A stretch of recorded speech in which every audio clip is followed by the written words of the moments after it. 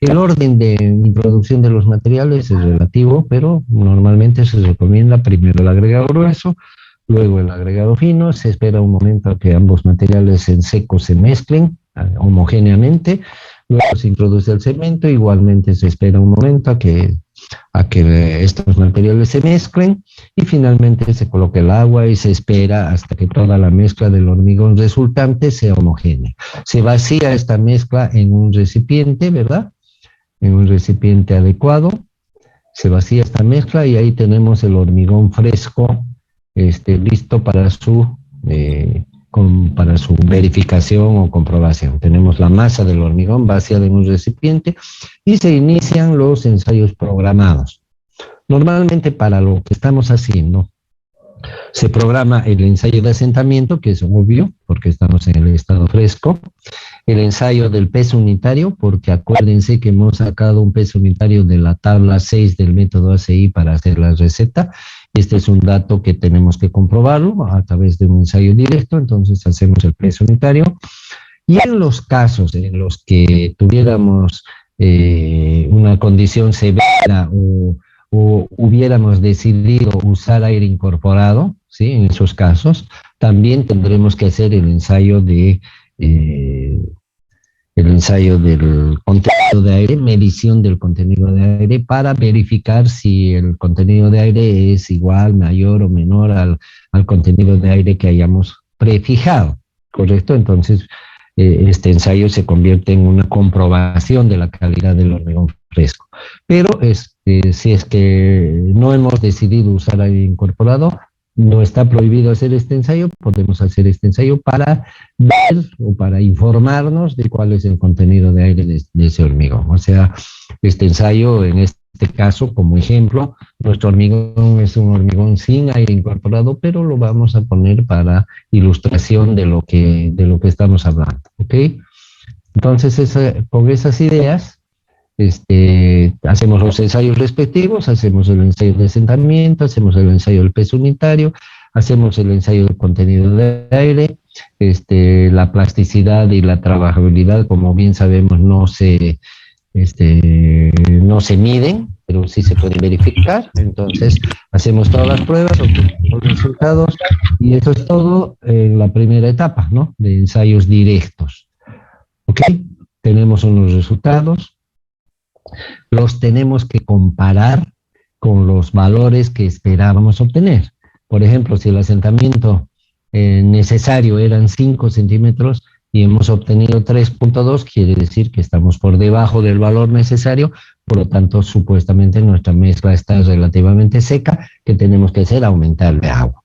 Si este peso unitario de 2.347 lo comparamos con el peso unitario que habíamos sacado de la tabla 6, y son muy desiguales, etcétera, entonces tenemos que hacer también la modificación respectiva a nuestra receta. ¿Por qué hacemos esta modificación en cuanto al peso unitario? Porque decir el peso unitario del hormigón es tanto, es lo mismo que decir que una receta de cocina es para 4 personas, por ejemplo, es lo mismo. Entonces, si esa receta no es exactamente para 4 personas, ¿qué puede pasar? Pueden pasar dos cosas. Que preparemos la receta, obviamente siguiendo todas las instrucciones rigurosamente, etcétera, y que cuando tengamos que servir 4 platos solo alcance para 3, por decir, ¿no? O que cuando estamos sirviendo 4 platos, sirvamos los 4 platos y nos queda un montón en la olla, ¿no? Entonces significa que la receta que supuestamente es para 4 platos no está cuadrando, ¿no es cierto? No está exactamente para los 4 platos.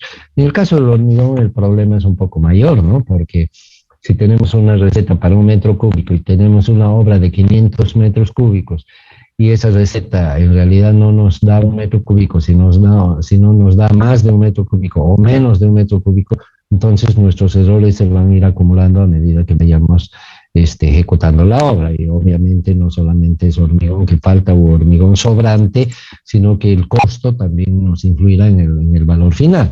Por lo tanto, además que cuando hablamos de una receta para 1 metro cúbico y no es para 1 metro cúbico, estamos hablando de una receta falsa, ¿no?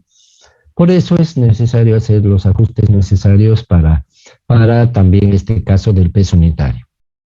Finalmente, aquí tenemos el resultado del contenido de aire. En nuestro caso, en nuestro ejemplo, es un valor informativo nada más. Este hormigón tiene 1.2% de contenido de aire, punto, ahí se acaba la información. No implica que sea mejor o peor el hormigón. Pero si hubiéramos decidido usar aire incorporado y nuestro objetivo hubiera sido que el hormigón tenga 4% de contenido de aire y medimos 1.2, significa porque le falta incorporar aire. Entonces tendremos que aumentar aditivo, qué sé yo, hacer lo necesario para llegar al 4% que estamos buscando. Ok, entonces ese sería un análisis rápido. En cuanto a la plasticidad y la trabajabilidad, sabemos que son características que no se miden, sino simplemente se aprecian.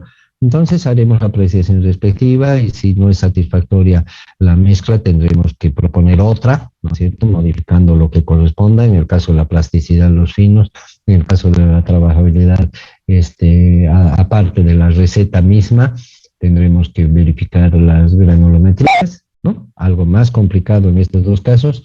Por lo tanto, vamos a suponer que la plasticidad es buena y la trabajabilidad también. Entonces nos vamos a centrar en estos tres aspectos que son el asentamiento, el peso unitario y el contenido de aire, de acuerdo al método que estamos aprendiendo. Ok, entonces tenemos los resultados, los comparamos con los resultados que esperábamos obtener y decidimos si están bien o están mal. ¿Por qué digo decidimos? Porque si yo quiero 3.2 y lo que quería era 5, yo puedo decir, 3.2 está bien nomás, ¿no? Como seguramente vamos a hacer en los bolivianos, ¿no? Pero de repente decimos, no, yo quiero un resultado mejor. ¿Qué es mejor? Más cerca de 5, ¿no? ¿Qué tan cerca? Entonces, por eso digo, decidimos. Supongamos que en vez de 3.2 nos hubiera dado 4.5. Podemos decir ahí, está bien, ¿no? Está bien nomás. Y ahí es más creíble que en el anterior ejemplo. Pero no es 5.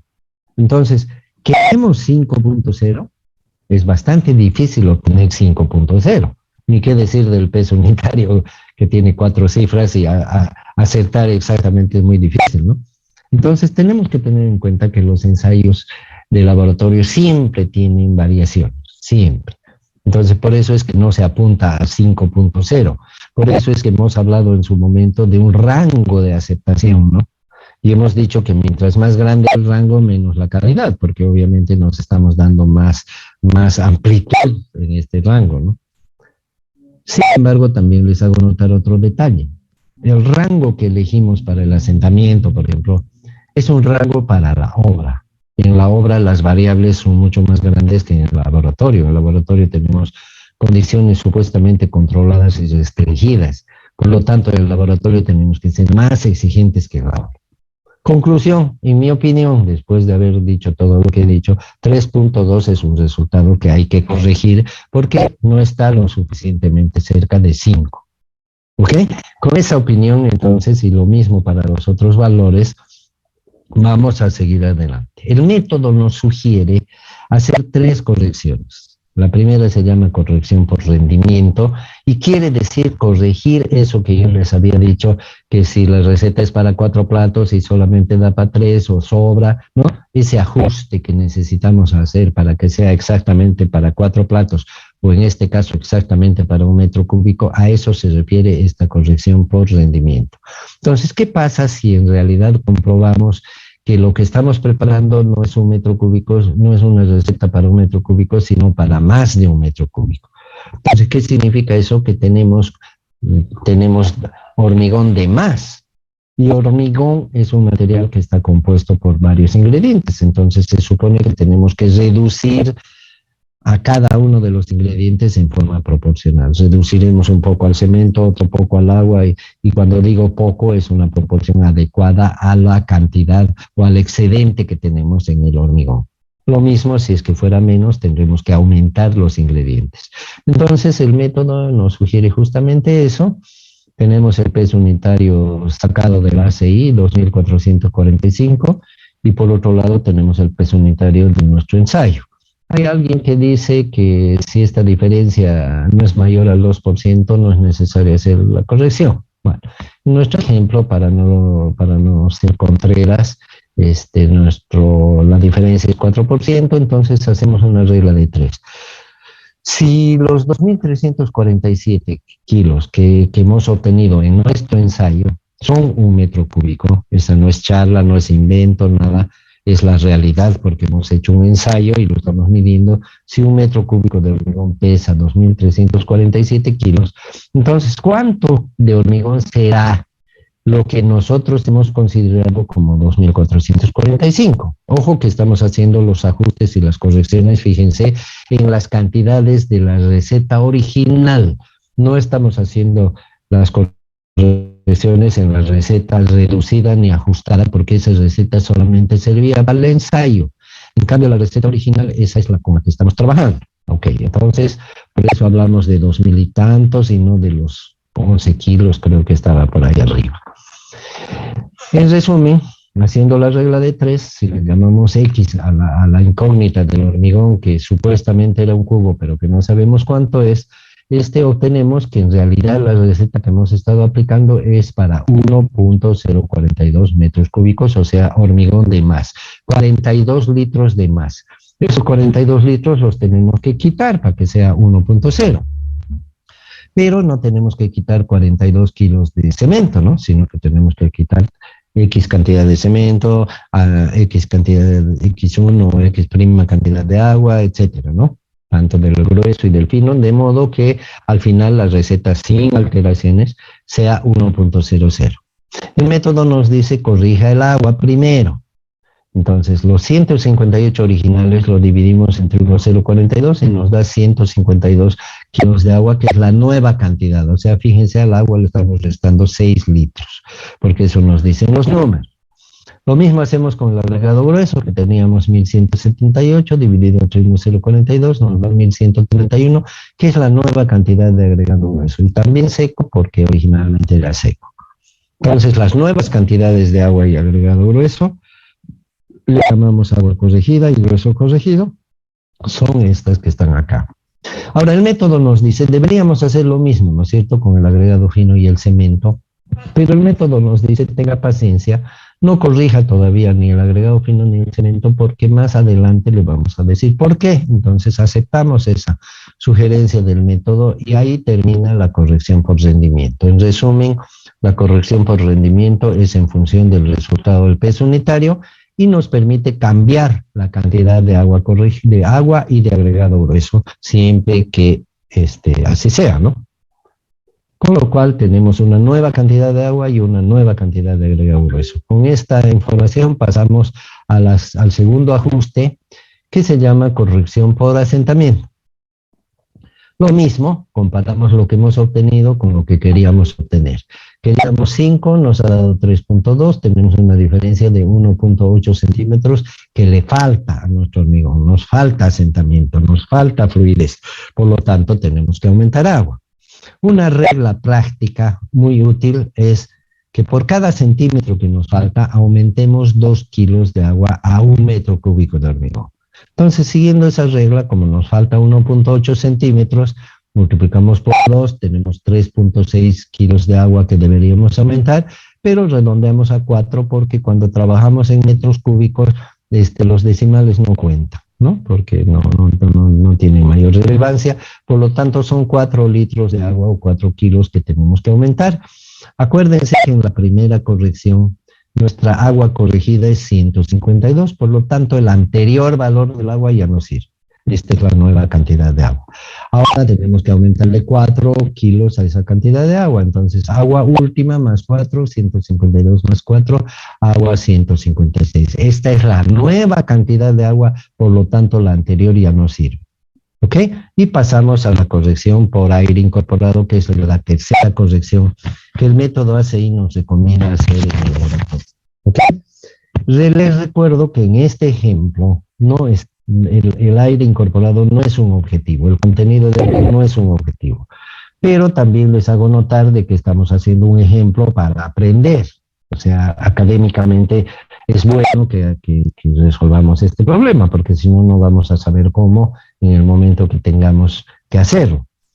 Entonces, para este ejemplo, no habría que hacer ninguna corrección por aire incorporado. El resultado que hayamos medido en el laboratorio es el resultado real y punto. No necesitamos que sea más ni que sea menos porque no hay ningún objetivo. O sea, no es un control de calidad.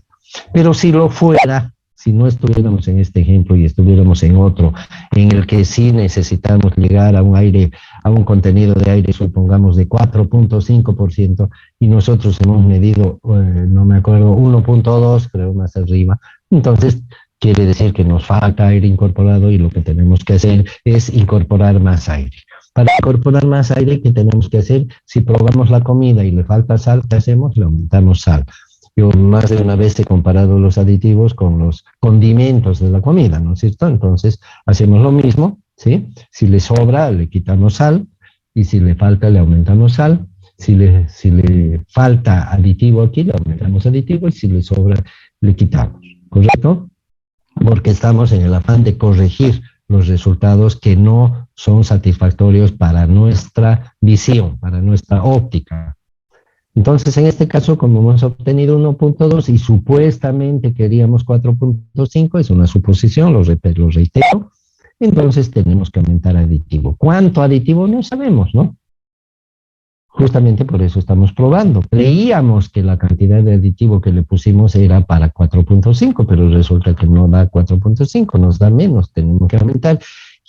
Seguramente para poner la cantidad de aditivo que hemos puesto, hemos leído las instrucciones del fabricante, y el fabricante nos dijo que por cada 1% que queramos ponerle, le pongamos una cucharilla de aditivo. Le pusimos 4.5 cucharillas, pero no nos da 4.5, o sea, no es tan efectivo como el fabricante lo dijo.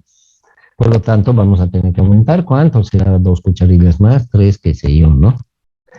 Justamente lo estamos haciendo para probar de nuevo, porque en la primera prueba no nos está dando los resultados que queríamos, o sea que estamos construyendo una nueva receta justamente para estar seguros de que nos dé los resultados deseados. ¿Correcto? Muy bien, entonces de esa manera corregimos la cantidad de aditivo corregida igual X' si la anterior era X. Hablando estrictamente del método ACI y de la realidad práctica, cuando incorporamos aire en el hormigón, además de los efectos que ya hemos dicho, también afecta el estado fresco porque le da más docilidad al hormigón. Es como lavarse la mano con agua pura y después lavársela con jabón. ¿Qué sentimos en las manos cuando usamos el jabón? Sentimos menos roce, ¿no es cierto? Es más liso, más suave el contacto entre las manos, ¿verdad? La fricción entre las manos disminuye. ¿Por qué? Porque hay una especie de lubricante en medio, que es el jabón o la espuma.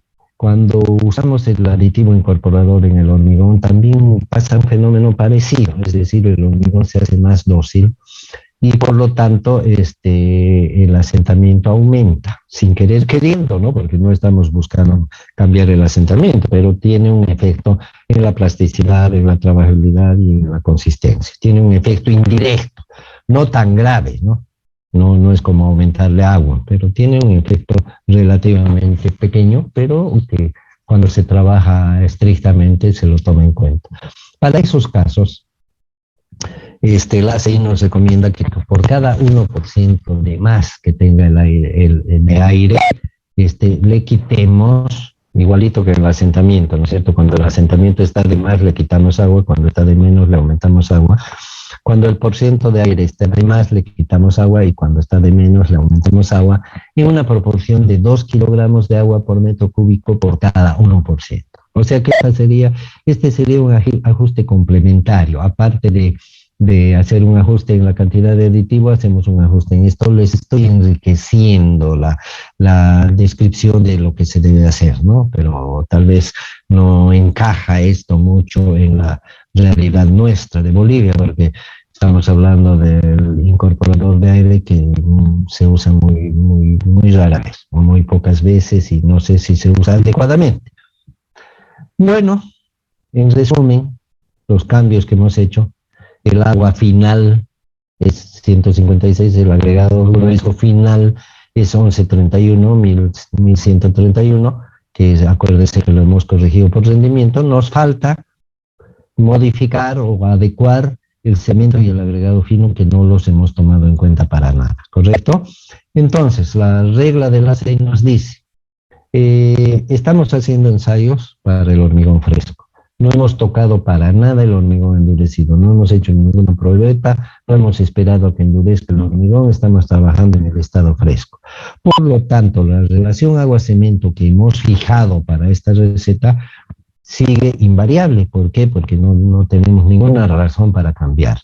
Por lo tanto, mantenemos esta relación agua-cemento, que en nuestro ejemplo es 0,57, ¿correcto? Por lo tanto, si mantenemos esta relación agua-cemento, con la nueva cantidad de agua, tenemos que el cemento nuevo también será 2,74. ¿Ok? Entonces, esto es simplemente aritmética. La nueva cantidad de cemento será 2,74. Por eso es que no hicimos el ajuste por rendimiento para el cemento, ¿ok? Porque teníamos que esperar a que el agua sufra todas las transformaciones del caso para, en función de eso, respetando la relación al cemento, hallemos la nueva cantidad de cemento. Listo. Finalmente, tenemos el agregado fino. Acuérdense cómo hemos obtenido el agregado fino por el método de ACI. Habíamos entrado a la tablita número 6 y en esta tablita había datos del peso unitario, y con ese peso unitario, por diferencia al peso del cemento, del agua y del grueso que ya teníamos, habíamos hallado el peso del agregado fino. Ahora vamos a hacer exactamente lo mismo, pero ya no con el peso unitario de la tabla 6, porque ya no la necesitamos, la tabla 6, sino con el peso unitario real que hemos obtenido en nuestro ensayo. ¿Ok? Entonces, con ese peso unitario real, hacemos la diferencia con nuestra nueva cantidad de cemento, nuestra nueva cantidad de agua y nuestra nueva cantidad de agregado grueso, de donde obtenemos el peso del agregado fino final, corregido. ¿Ok? De modo que nuestra receta ajustada, corregida, modificada, adaptada, según los resultados que hemos obtenido, nuestra nueva receta es esta. La primera receta que habíamos obtenido por el método ACI pasó a la historia, nos sirvió para entrar al laboratorio y verificar y comprobar los resultados, pero como habremos visto, no nos dio lo que esperábamos. Por eso es que la hemos modificado, y esta receta es la nueva receta que supuestamente es buena. Digo supuestamente porque supuestamente nos va a dar un buen asentamiento, supuestamente el peso unitario va a reproducir lo que pretendemos, supuestamente el contenido de aire va a ser el adecuado, por lo tanto supuestamente es bueno. Pero para poderlo asegurar, porque en ingeniería tenemos que garantizar los resultados, esta nueva receta tenemos que verificarla y comprobarla en el laboratorio. Por lo tanto, volvemos al punto 0 y programamos nuestros ensayos, seguramente no para el mismo día, al día siguiente o qué sé yo, y volvemos a empezar desde nuevo, desde el principio. ¿Qué es lo primero que tenemos que hacer? Repasando, tenemos que reducir el metro cúbico al volumen necesario. Número 2, tenemos que adaptar la receta a las humedades de ese momento. Por eso no lo hacemos ahorita, sino lo hacemos en el momento que tengamos que hacer los ensayos. Una vez que tengamos la receta reducida y ajustada por humedades o adaptada, en ese momento hacemos la preparación, el pesaje, la preparación del hormigón, sacamos los ensayos necesarios, hemos mencionado el asentamiento, el peso unitario, el contenido de aire, plasticidad, trabajabilidad, supuestamente en estos dos últimos casos todo está bien. Y de nuevo comparamos los resultados que hemos obtenido con lo que queríamos obtener. Teníamos 3 no sé cuánto en el asentamiento y queríamos 5 y le hemos aumentado agua, supuestamente ahora nos da la 4.8, pero quién sabe nos da 6.2. La pregunta, ¿estamos conformes con eso?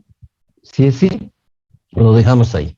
Si es no, volvemos a hacer el ajuste por asentamiento. El peso unitario. Supuestamente 2.347, pero de repente nos da 2.450, por X motivo, qué sé yo. Entonces nos preguntamos, ¿está bien? ¿Está mal? Si está mal, nuevamente hacemos el ajuste por rendimiento. Y lo mismo el contenido de aire. O sea que nosotros somos los que decidimos cuándo está bien y cuándo está mal. Finalmente somos nosotros. Si seguimos haciendo todo el procedimiento, vamos a obtener de nuevo una dosificación corregida. Esta es la número 1. Vamos a tener una dosificación corregida número 2. Otra vez hacemos todas las pruebas. Si está bien, decimos ahí se acabó. Si no, tenemos que volver a repetir el proceso. ¿Cuántas veces? Cuántas veces haga falta hasta que podamos afirmar, asegurar, firmar, garantizar que esa receta es buena. En ese momento hemos terminado las comprobaciones y los ensayos en el estado fresco. Les hago notar que no hemos hecho nada para el hormigón endurecido, ¿verdad? O sea que ya en el siguiente tema hablaremos de los ensayos en estado endurecido. Entonces eso sería, ¿no? No sé si tienen algún comentario. Les cedo la palabra, por favor, si tienen alguna duda, alguna cosa.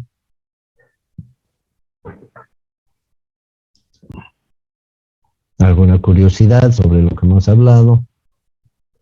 Les reitero lo que les he dicho antes ya un par de veces o 2 o 3 veces.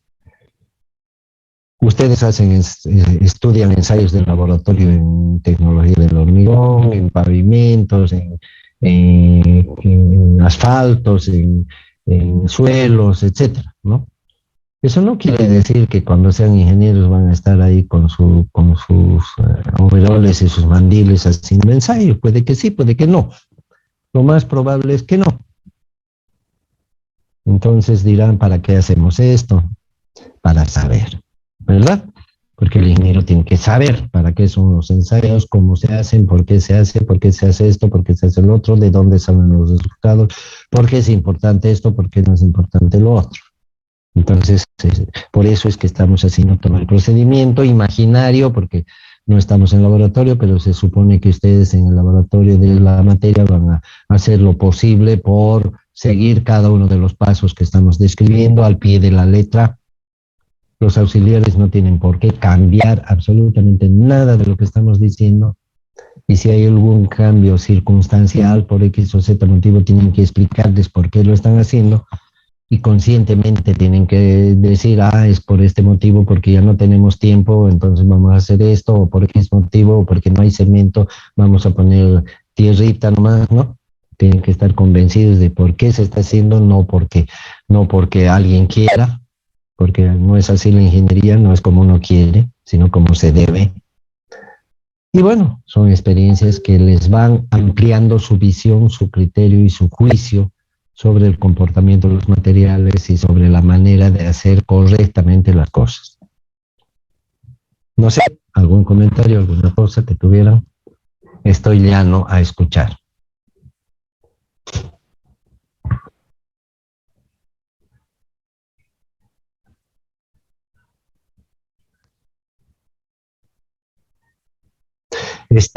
Tenía una persona por acá cerca cuando en mi anterior clase que me escuchaba como doy la clase o la sesión y me decía que hablo, bla, bla, bla, bla, bla, bla, bla, bla, bla, bla, todo de corrido, rápido y bueno, y que así es difícil de aprender.